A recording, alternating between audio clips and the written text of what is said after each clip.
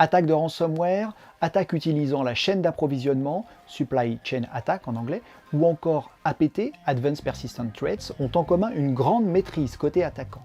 Alors comment détecter au plus vite un comportement suspect annonciateur d'une attaque aux conséquences souvent dramatiques?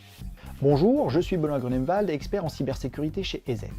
Il existe plusieurs catégories d'attaques informatiques. Si on doit faire simple, on peut mettre d'un côté celles qui s'appuient sur des logiciels malveillants, souvent distribués et activés par l'utilisateur, et celles plus sophistiquées qui, en plus, nécessitent l'enchaînement de techniques plus complexes, notamment pour se maintenir discrètement dans le système d'information compromis.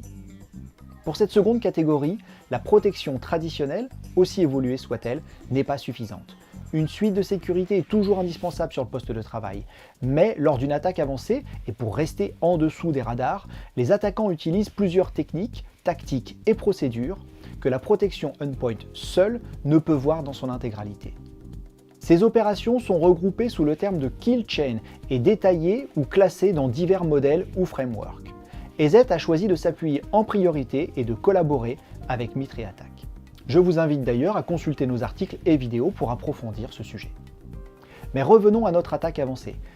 Pour réussir celle-ci, les cybercriminels vont s'appuyer sur des logiciels légitimes et en détourner l'usage, pratiquer des escalades de privilèges ou encore s'appuyer sur l'exploitation de vulnérabilités.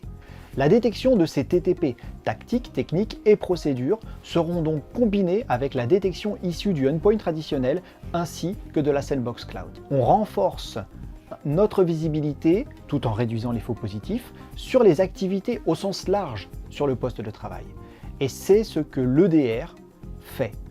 EDR, Endpoint Detection and Response. Non seulement grâce à l'étude des comportements, nous sommes capables de déceler des attaques, mais également d'autres activités à risque. Nous savons à quel point la donnée personnelle ou d'entreprise a de la valeur et qu'il faut la protéger contre les accès non autorisés et contre les fuites. Dans cet objectif, et pas uniquement pour répondre aux exigences des réglementations, il est important de savoir identifier la source des fuites de données. Et c'est ce que peut confirmer ou au contraire infirmer avec l'analyse des comportements enregistrés par l'EDR. Certains de nos clients utilisent l'EDR comme une source pour leur pôle conformité ou pour détecter des usages inappropriés au sein de leur système d'information. Pour conclure, l'EDR est un outil très puissant qui comble l'écart creusé par les cyberattaquants qui exploitent des failles, des vulnérabilités ou obtiennent des accès légitimes par hameçonnage. Il est très simple à déployer et demande une prise en main et une surveillance, tout comme les autres solutions de protection. C'est aujourd'hui un atout indispensable pour une bonne cyberdéfense. A bientôt pour une nouvelle vidéo. D'ici là, portez-vous bien et restez vigilants.